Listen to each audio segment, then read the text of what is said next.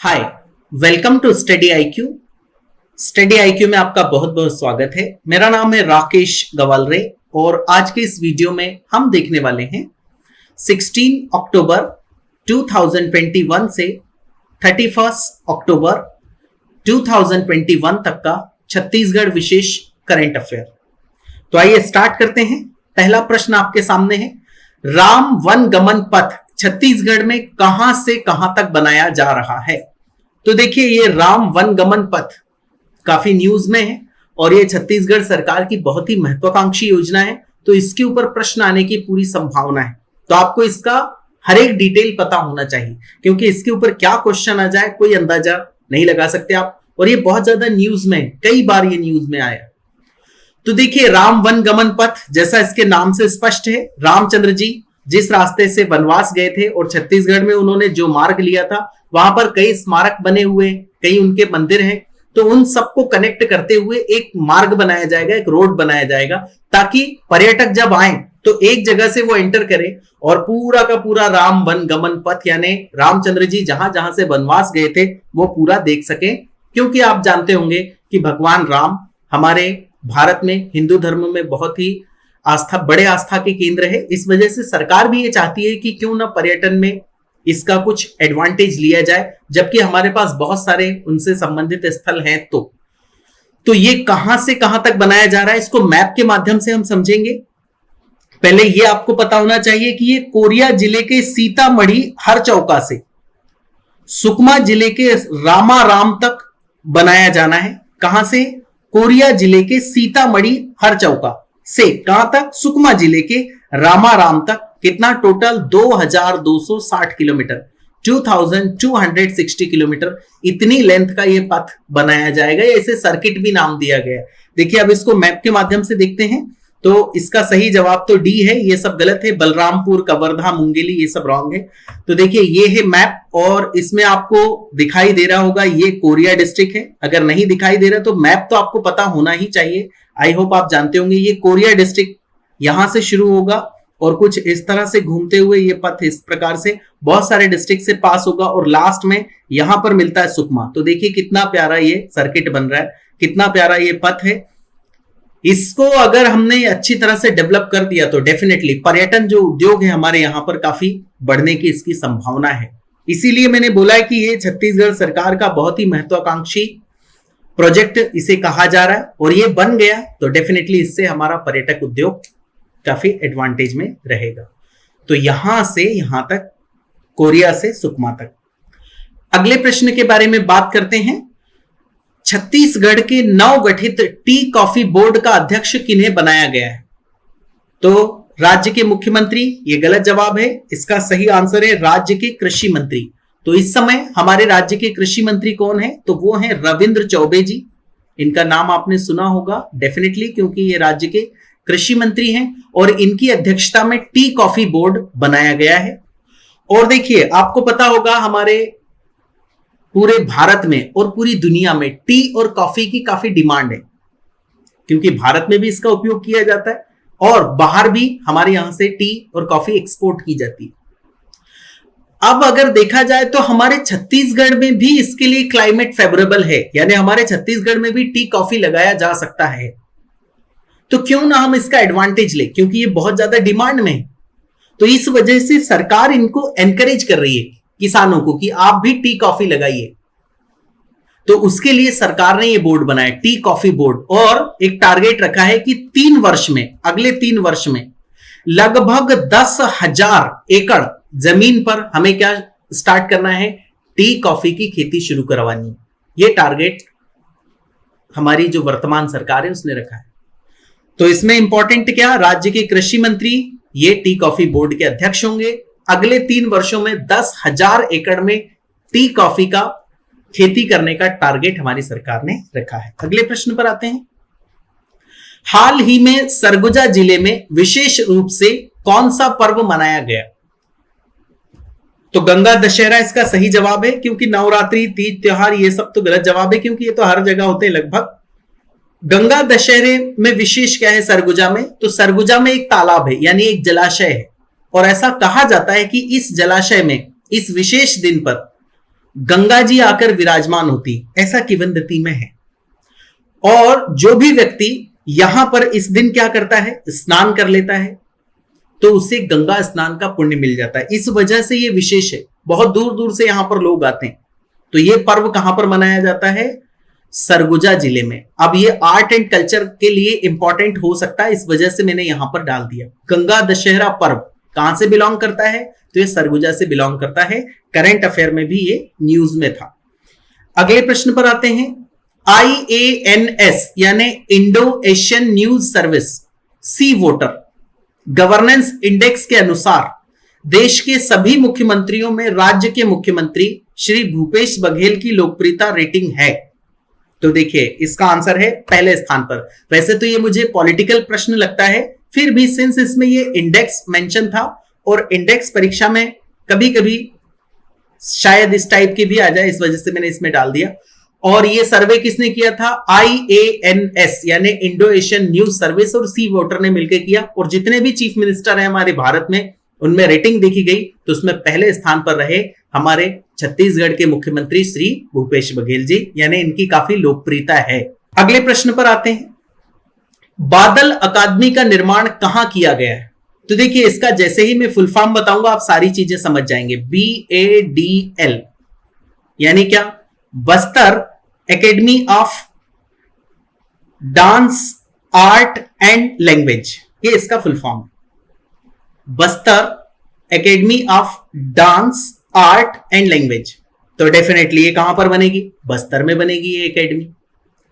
और बस्तर में बनने के बाद उसमें क्या सिखाया जाएगा, तो डेफिनेटली हमारा जो आदिवासी कल्चर है, जो डांस है, जो आर्ट है, या फिर हमारे यहाँ की जो और भी लैंग्वेजेस हैं उनको इसमें सिखाया जाएगा इस एकेडमी में। और हमारी जो छत्तीसगढ़ की सरकार है उसने इसमें योगदान दिया है, क्योंकि हमारा कल्चर हम ही सेव कर सकते हैं। लोग उसको भूलते जा रहे हैं धीरे धीरे, तो सरकार ने उसको भी कंजर्व करने के लिए कोशिश की है और ये ओपन किया है बादल अकादमी, यानी Bastar academy of dance art and language, ये इसका फुल फॉर्म है। अगर आप इतना सा फुल फॉर्म भी याद रखेंगे तो सारी चीजें फिर आप बता सकते हैं। तो इसका सही आंसर होगा बस्तर। अगले प्रश्न पर आते हैं। निम्नलिखित में से किस विषय पर छत्तीसगढ़ सरकार ने डाक टिकट जारी किया है, तो एक आपने सुना होगा माई स्टैंप योजना। माई स्टैंप योजना में अगर आप भी चाहें तो अपने नाम का या अपने फोटो का डाक टिकट जारी करवा सकते हैं। आप पोस्ट ऑफिस को जाकर कुछ अमाउंट पे करिए, वो पैसा ले लेंगे और आपका फोटो वाला स्टैंप जारी कर देंगे। तो ऐसे ही हमारी छत्तीसगढ़ सरकार ने आदिवासी नृत्य महोत्सव, इसका डाक टिकट जारी करवाया है। तो अब आप सोच रहे होंगे कि इसमें इतना विशेष क्या, तो इसमें इतना विशेष ये है कि ये था राष्ट्रीय आदिवासी नृत्य महोत्सव और ये हमारे रायपुर में आयोजित किया गया था और ये काफी न्यूज में था। और ये इसमें झारखंड के मुख्यमंत्री हेमंत सोरेन ने भी पार्टिसिपेट किया था, इस वजह से ये इंपॉर्टेंट है। काफी ये सुर्खियों में रहा, न्यूज चैनल पे भी ये आता रहा। सो राष्ट्रीय आदिवासी नृत्य महोत्सव या आदिवासी नृत्य महोत्सव पर डाक टिकट जारी कराया है किसने, हमारी छत्तीसगढ़ की सरकार ने। अगले प्रश्न पर आते हैं। वनों से शहद इकट्ठा करने के लिए tribal cooperative marketing development federation of India limited यानी ट्राइफेड द्वारा किन जिलों में शहद कंपनी का गठन किया जा रहा है, तो इसका आंसर है सरगुजा, बिलासपुर और बीजापुर। आपको पता होगा शहद वनों से मिल जाता है, इसके अलावा मधुमक्खी का पालन करके भी शहद लोग उत्पादित करते हैं। तो इसमें ये जो ट्राइफेड है, ये ट्राइफेड किसके लिए काम करती है, ज्यादातर ये आदिवासी कल्चर होता है उन्हीं के लिए ये काम करती है, उनकी बेहतरी के लिए काम करती है ताकि उनका जीवन स्तर सुधारा जा सके। तो उसने 3 जिलों में कंपनी गठित की है, किसके लिए, शहद कंपनी। शहद का वो क्या करेंगे, कलेक्शन करेंगे, कलेक्शन करने के बाद उसकी पैकेजिंग करेंगे, पैकेजिंग करने के बाद वो ऐसा आता है डिब्बे में, उसके बाद में फिर उसको सेल करने के लिए मार्केट में निकाल दिया जाएगा। पर ऐसा तो नहीं कि लेके आए और बिल्कुल सेल करना शुरू कर दिया तो फिर कोई उतना उसका प्राइस मिलता नहीं। इस वजह से ट्राइफेड ने यहां पर शहद कंपनी इन 3 डिस्ट्रिक्ट में शुरू करने की योजना बनाई और इससे लगभग 600 किसानों को इसमें शामिल किया जाएगा, क्योंकि किसान होंगे तभी तो वो शहद कलेक्ट करेंगे, किसान मजदूर सभी की जरूरत पड़ेगी। तो इसका आंसर है डी। अगले प्रश्न पर आते हैं। छत्तीसगढ़ में महिलाओं और बच्चों के विषय में असाधारण पत्रकारिता और रिपोर्टिंग के लिए यूनिसेफ ने किस अवार्ड की स्थापना की? यूनिसेफ का फुल फॉर्म क्या होता है? United Nations children's fund. United Nations children fund यानी बच्चों के लिए, इसमें सभी जो दुनिया भर के देश हैं वो कुछ फंड इकट्ठा करते हैं और ये यूएन के अंडर में आता है, यूनाइटेड नेशंस के अंडर में। तो अगर आप छत्तीसगढ़ में अच्छी पत्रकारिता करते हैं महिलाओं और बच्चों के लिए, यानी किसी के ऊपर कोई क्राइम हो रहा है चुपके से और आपने उसका कोई वीडियो बनाया या फिर आपने उसको जनता के सामने लेके आए या पुलिस के सामने लेके आए, या कोई महिला के ऊपर अत्याचार हो रहा है उसको अगर आपने हाईलाइट किया, तो डेफिनेटली इससे आपको अवार्ड कौन प्रदान करेगा? यूनिसेफ। और इसी में हमारी छत्तीसगढ़ सरकार भी शामिल है, दोनों ने मिलकर इसकी स्थापना की है। तो इसका आंसर है हमर लइका मन मीडिया फॉर चिल्ड्रन, ये उस अवार्ड का नाम है। इंपॉर्टेंट है ये क्योंकि इसमें छत्तीसगढ़ सरकार और यूनिसेफ दोनों ही शामिल है। तो दोनों ने मिलकर इसकी स्थापना की है। किसके लिए? महिलाओं और बच्चों के विषय में असाधारण पत्रकारिता और रिपोर्टिंग करने वाले पत्रकार को यह प्रदान किया जाएगा। गोल्डन बुक ऑफ रिकॉर्ड्स में शामिल की गई छत्तीसगढ़ की गाय का नाम क्या है? गिर, राठी, सौम्य या मुर्रा? तो इसका सही जवाब है सौम्या। और इस सौम्या गाय को इस वजह से शामिल किया गया क्योंकि इसकी जो पूंछ है वो असाधारण रूप से बड़ी है, बाकी गायों के कंपेयर में इसकी पूंछ बड़ी है और वो कितनी है? 54 इंच की। इस वजह से इसको शामिल किया गया गोल्डन बुक ऑफ रिकॉर्ड्स में। अगले प्रश्न पर आते हैं। इंटर स्टेट साइबर मीटिंग कम इंटरेक्शन प्रोग्राम कहां आयोजित किया गया? बिलासपुर, नवा रायपुर, भिलाई या दुर्ग? तो इसका सही जवाब है नवा रायपुर में यह आयोजित किया गया। जैसा इसका नाम है, देखिए साइबर क्राइम बहुत ज्यादा बढ़ता जा रहा है और उसमें यह होता है कि कोई किसी स्टेट में बैठा है और उसने दूसरे स्टेट के बंदे के साथ साइबर क्राइम कर दिया। जैसे आपने जामताड़ा का नाम सुना होगा, झारखंड में वो बहुत ही प्रसिद्ध है। वहां पर जामताड़ा में बैठे बैठे लोग क्या करते हैं? दूसरी जगह पर क्राइम कर देते हैं, फाइनेंशियल क्राइम, जिसे साइबर क्राइम भी कहा जा सकता है। तो ये अगर मान लीजिए आप छत्तीसगढ़ में बैठे हैं और एक व्यक्ति ने, किसी ने आपके अकाउंट से पैसे उड़ा दिए और वो कहां पे बैठा है? जामताड़ा में। तो हमारे छत्तीसगढ़ की अगर पुलिस वहां पर जाएगी तब तक वो बंदा वहां पर रुकेगा नहीं। तो इससे बेटर ये है कि जो डिफरेंट स्टेट की पुलिस है उनके बीच में समन्वय वो अच्छा हो ताकि अपराधी भाग ना सके। तो इसके लिए क्या करना चाहिए? कोलैबोरेशन प्रॉपर करना चाहिए, यानी इंटर स्टेट मीटिंग करनी चाहिए। तो इसी को ध्यान में रखते हुए इंटर स्टेट साइबर मीटिंग कम इंटरेक्शन प्रोग्राम आयोजित किया गया था नवा रायपुर में, और इसमें जितने भी स्टेट्स हैं उन सभी स्टेट्स के प्रतिनिधियों ने पार्टिसिपेट किया था। केंद्र सरकार ने इसमें समन्वय स्थापित किया था। तो ये आपको पता होना चाहिए कि इंटर स्टेट साइबर मीटिंग कम इंटरेक्शन प्रोग्राम कहां पर आयोजित किया गया? नवा रायपुर। अगले प्रश्न पर आते हैं। इंडो अमेरिकन एस्ट्रोलॉजी अवार्ड से किसे सम्मानित किया गया? तो इसका आंसर है सुमंत शर्मा जी। ये हमारे रायगढ़ डिस्ट्रिक्ट के रहने वाले हैं और ये एक ज्योतिषी हैं और इन्होंने ज्योतिष की जो पढ़ाई होती है उसमें डिग्री की हुई है, इस वजह से इन्हें यह सम्मान दिया गया। बहुत ही जानी मानी हस्ती है।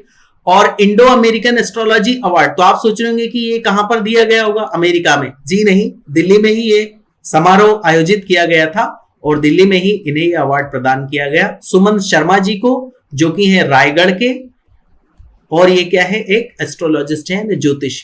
Indo American astrology award.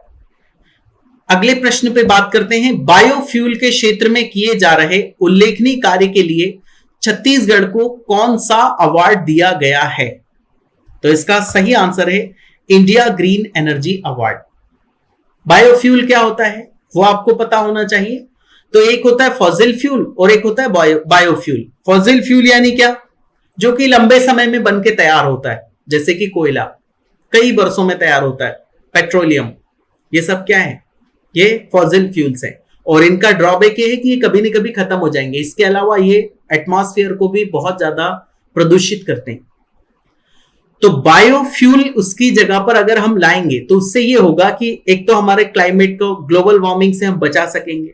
इसके अलावा हम पेट्रोलियम क्या करते हैं? इंपोर्ट करते हैं, तो उससे हमारी बहुत ज्यादा फॉरेन करेंसी जाती है, उससे भी बचा जा सकेगा। इस वजह से जो डिफरेंट स्टेट्स की स्टेट गवर्नमेंट है वो एनकरेज करती है लोगों को, किसके लिए? बायोफ्यूल के निर्माण के लिए, या बायोफ्यूल से संबंधित खेती की जाए उसके लिए एनकरेज करती है। जैसे आपने जेट्रोफा यानी रतन जोत का नाम सुना होगा, उसकी खेती करते हैं किसान, उससे भी फ्यूल बनता है। वो क्या है? एक बायोफ्यूल है। तो इसमें हमारे छत्तीसगढ़ ने काफी अच्छा किया है, यानी लोगों को प्रोत्साहित किया, और हमारे यहाँ पर बायोफ्यूल से संबंधित जो पेड़ पौधे हैं उनकी खेती भी अच्छी खासी की जा रही है। इस वजह से ये अवार्ड छत्तीसगढ़ को प्रदान किया गया है। अवार्ड का नाम है India green energy award, biofuel के क्षेत्र में उल्लेखनीय कार्य के लिए। अगले प्रश्न पर आते हैं। 67th राष्ट्रीय फिल्म समारोह में किस फिल्म को राष्ट्रीय पुरस्कार प्रदान किया गया, जिसे फिल्म के निर्देशक मनोज वर्मा ने ग्रहण किया?